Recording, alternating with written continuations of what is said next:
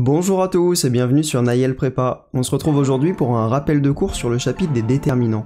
Alors si tu te demandes toujours quel est le lien entre les déterminants et les applications multilinéaires alternées, pourquoi est-ce que le déterminant est une forme multilinéaire antisymétrique, quel est le lien entre le déterminant et la comatrice, et toutes ces questions sur les déterminants, bienvenue dans le rappel de cours sur les déterminants, on va tout revoir dans le détail, et à la fin de cette vidéo, tu seras enfin chaud sur les déterminants. Avant de passer à la suite, je te rappelle que tu peux me retrouver sur Instagram, Nayel-8prépa, et sur mon site web personnel où je mets toutes les slides au format PDF. Avant de passer au contenu, petit jingle et on se retrouve juste après.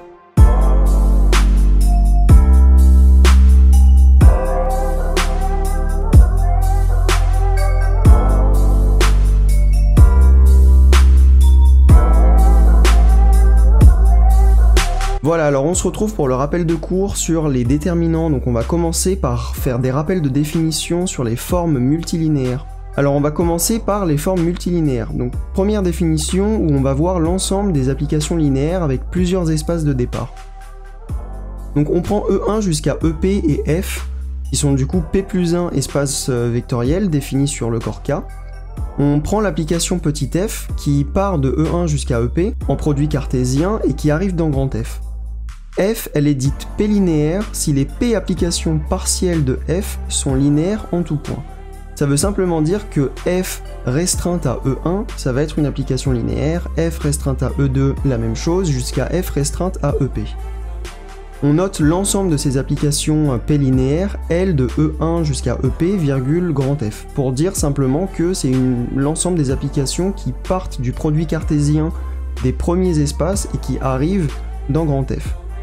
Ensuite, si les P espaces vectoriels de départ E1 jusqu'à EP ils sont tous égaux et égaux à E, et que F est égal au corps K sur lequel est défini E, alors F est appelé forme P linéaire sur E.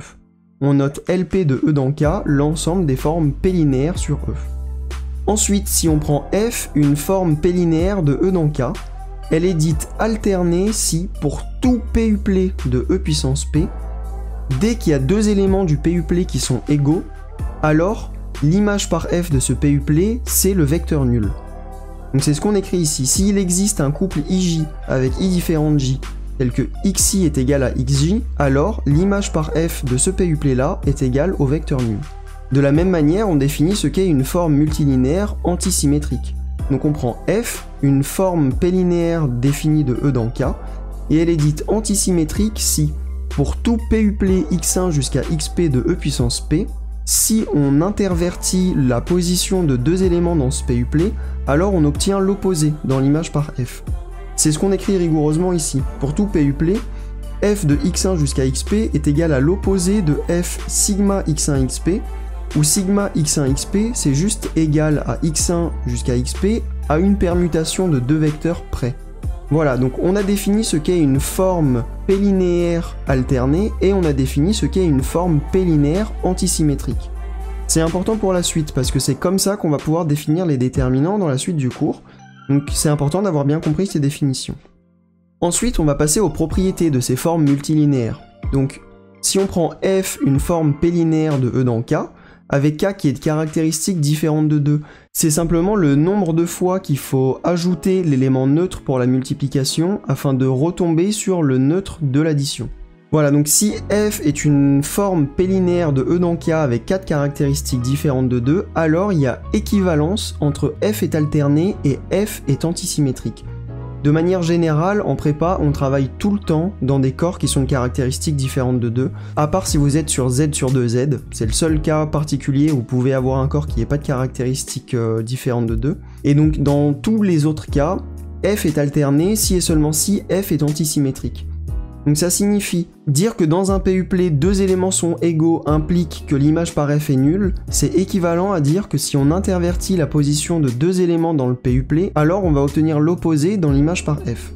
Proposition suivante, soit F, une application P linéaire de E dans K alternée, donc là c'est dans les hypothèses F est alterné, alors si x1 xp est une famille liée, son image par F est l'élément nul. Ce qui est logique, puisque si x1 xp est une famille liée, ça veut dire qu'un des vecteurs de cette famille peut s'exprimer comme combinaison linéaire des autres. Or f elle est multilinéaire, donc ça veut dire qu'on peut toujours se retrouver avec dans f un des vecteurs qui est égaux à un des autres, de la même famille. Et on a vu que dans la définition d'alterner, si deux vecteurs sont égaux dans le PUPLE, alors l'image par f est nulle. Donc voilà, il suffit juste de développer cette propriété et vous obtenez que l'image par f de toute famille liée est le vecteur nul. Ensuite, on voit là qu'on peut toujours se ramener à une forme P-linéaire alternée à partir du moment où on a une forme P-linéaire. Si vous prenez f une forme P-linéaire de E dans K, vous pouvez définir f tilde de cette manière-là, et f tilde sera une forme P-linéaire alternée. Donc on peut toujours obtenir par transformation, à partir d'une forme P-linéaire, une forme P-linéaire alternée. C'est un théorème qui est assez important parce que obtenir la propriété de forme P-linéaire alternée, ça peut souvent être utile dans des exos assez théoriques sur les formes P-linéaires. Et ensuite, théorème, qui est important et qui va simplement nous permettre de définir théoriquement la notion de déterminant. On prend E, un K-espace vectoriel de dimension n.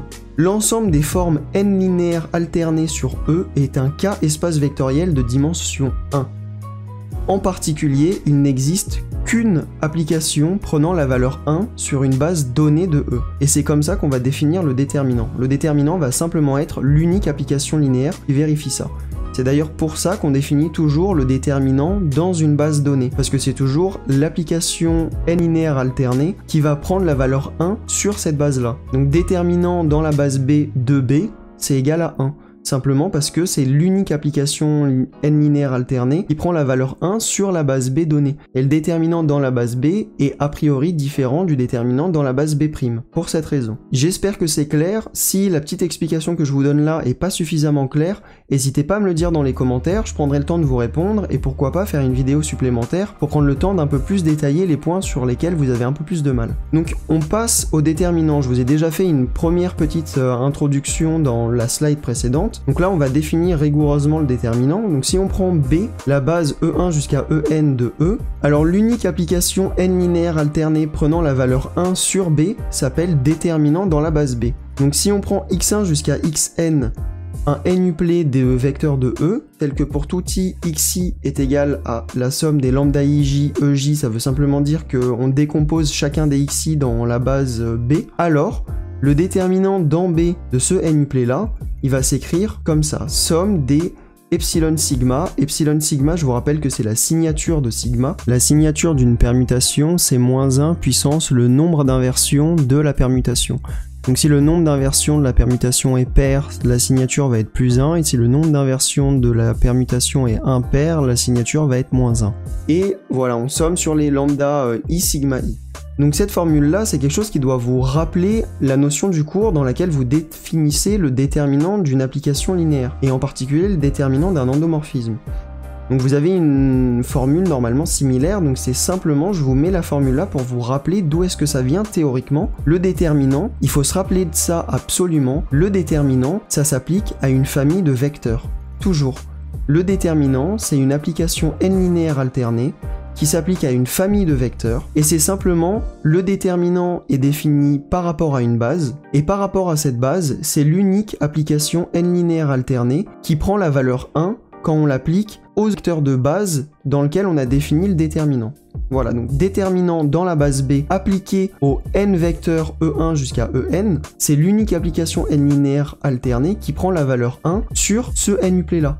Donc voilà, c'est ça qu'il faut bien comprendre avec les déterminants. Déterminant égale unique application linéaire qui prend la valeur 1 dans la base de référence. Et le déterminant est une application qui s'applique à des vecteurs.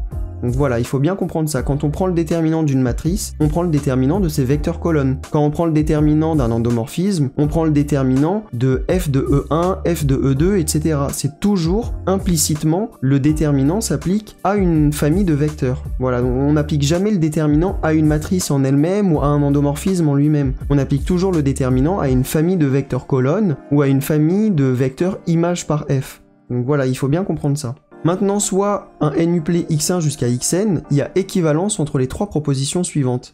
x1 jusqu'à xn est une famille liée. Pour toute base B de E, le déterminant de x1 xn dans la base B est nul, est le vecteur nul. Il existe une base B de E telle que le déterminant dans cette base-là du n-uplet x1 jusqu'à xn est encore le vecteur nul.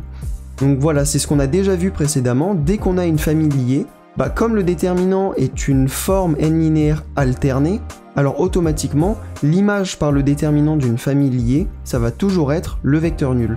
C'est ce qu'on a vu précédemment. Je vous rappelle que le déterminant, en tant que forme linéaire alternée, il va vérifier la propriété que si deux vecteurs sont identiques dans un n-uplet, alors leur image par le déterminant va être le vecteur nul. Voilà, j'espère que vous comprenez bien tout ça. Encore une fois, n'hésitez pas à me dire dans les commentaires s'il y a certaines explications qui sont pas claires. Donc on passe maintenant au déterminant d'un endomorphisme. Donc je vous ai déjà fait une petite introduction là-dessus dans la slide précédente. Donc soit F, un endomorphisme de E, et B égale E1 jusqu'à En, une base de E. Alors le déterminant dans la base B de f de E1, f de E2 jusqu'à f de En ne dépend pas de la base B et on l'appelle déterminant de f. Pourquoi est-ce qu'il ne dépend pas de la base B? C'est ce que je vous ai mis en dessous. Det dans la base B de f de B, donc le déterminant dans la base B de l'image par f de B, c'est égal au déterminant dans la base B' de l'image par f de B'. Ça vient de la formule qu'on a vue précédemment, ça vient de cette formule-là. Parce que en effet, si vous appliquez cette formule-là à f de E1 jusqu'à En, vous allez avoir, voilà, vous pouvez l'écrire de cette manière-là, et c'est ce qui vous assure que le déterminant d'un endomorphisme ne dépend pas de la base choisie. C'est simplement que le déterminant par rapport à B de f de B va être le même que le déterminant dans B' de f de B'. On retrouve la base dans deux endroits différents, à la fois dans le déterminant qui est défini par rapport à quelle base, et en même temps, dans le n-uplet qu'on va considérer, on va prendre l'image par f de ces éléments qui constituent la base. Donc voilà, finalement, c'est là où on parle de déterminant d'un endomorphisme, puisque ça ne dépend pas de la base choisie, mais il faut toujours se rappeler que c'est valable pour n'importe quelle base, mais quand on parle du déterminant d'un endomorphisme, en fait on choisit implicitement une base quelconque, souvent la base canonique de l'espace vectoriel sur lequel est défini f, et on va prendre le déterminant par rapport à cette base canonique de l'image par f de cette base canonique. Donc le déterminant s'applique toujours à une famille de vecteurs. Mais rigoureusement, ça n'a pas de sens en tant que tel de définir le déterminant d'un endomorphisme. C'est le déterminant qui s'applique toujours à une famille de vecteurs, sauf que ça ne dépend pas de la base choisie. Ensuite, on a quelques propriétés sur les endomorphismes et le lien entre déterminant et endomorphisme. Si vous prenez f et g, deux endomorphismes de E, le déterminant de f rond g, c'est le produit des déterminants. De la même manière, le déterminant de l'identité, ça va être égal à 1, puisque ça va simplement être, je vous le rappelle, le déterminant dans la base B de B. Et par définition, le déterminant est l'unique application n linéaire alternée qui vérifie la propriété suivante. Det dans la base B de B est égal à 1, puisque l'espace vectoriel des formes n linéaires alternées est de dimension 1. Donc c'est comme ça qu'on a tout reconstruit, je vous le rappelle pour bien que ça rentre. Ensuite, dès qu'on prend f qui est dans le groupe linéaire de E, donc un endomorphisme inversible, on va avoir le déterminant de f qui va être non nul, et le déterminant de l'inverse de f qui va être l'inverse du déterminant. Donc voilà, ça c'est quelque chose d'assez important. Dès que vous avez un endomorphisme inversible, son déterminant est non nul. Voilà, donc de la même manière maintenant, on passe à la définition du déterminant d'une matrice carrée. Donc je vous ai déjà introduit le déterminant d'une matrice carrée 2 slides précédentes, mais on va le revoir ensemble. Si on prend A, une matrice carrée de Mn de K, le déterminant de A est le déterminant de ces vecteurs colonnes dans la base canonique de K puissance n. On obtient cette formule-là quand on reprend ce que je vous ai donné précédemment, je vous le remontre. Donc avec cette formule-là, si on l'applique non pas au x1, xn, mais aux vecteurs colonnes de la matrice A, on se retrouve avec cette formule-là pour le déterminant de la matrice A.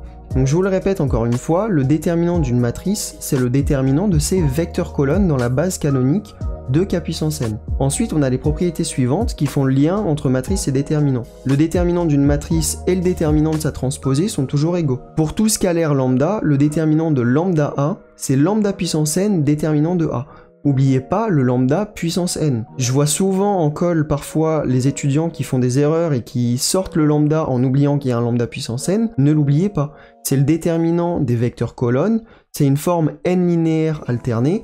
Si vous prenez la linéarité pour chacune des composantes, vous allez sortir le lambda sur chacune des composantes, et tous ces lambdas-là, ils vont se multiplier entre eux. Donc vous allez en avoir n. Ensuite, dire que le déterminant de A est non nul, c'est équivalent à dire que A est une matrice inversible. Donc il y a équivalence entre déterminant non nul et A matrice inversible.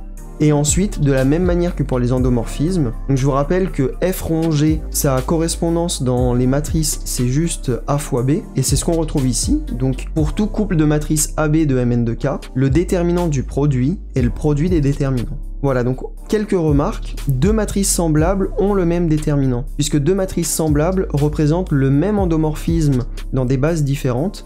Or, on a vu que le déterminant d'un endomorphisme ne dépend pas de la base choisie. Donc ça va être la même chose pour les matrices. Deux matrices qui représentent un même endomorphisme dans des bases différentes, elles vont avoir le même déterminant. Et si A est triangulaire, son déterminant c'est le produit de ses éléments diagonaux. C'est ce que vous retrouvez avec cette formule-là. Supposez que vous avez une matrice qui est triangulaire. Ça signifie que dès que vous avez la ligne qui est un numéro plus grand que la colonne, alors le coefficient correspondant est 0. Là, si vous avez donc pour tous les sigma, donc pour toutes les permutations, vous allez automatiquement avoir un des sigma i qui va être plus grand que i. C'est obligatoire, hein. La seule possibilité c'est que sigma ce soit l'identité. Et donc quand sigma est l'identité, vous avez tous les éléments qui sont égaux aux éléments diagonaux. Par contre, dès que sigma n'est pas égal à l'identité, vous allez automatiquement avoir l'un des coefficients qui va être le vecteur nul. Donc le produit là qui s'annule, et donc tout le monde est nul, sauf le produit des éléments diagonaux. Et quand vous avez les éléments diagonaux, ça veut dire que vous avez l'identité, donc vous avez effectué aucune permutation, et donc la signature de l'identité c'est juste plus 1. Donc c'est pour ça que vous vous retrouvez avec le déterminant d'une matrice triangulaire qui est égal au produit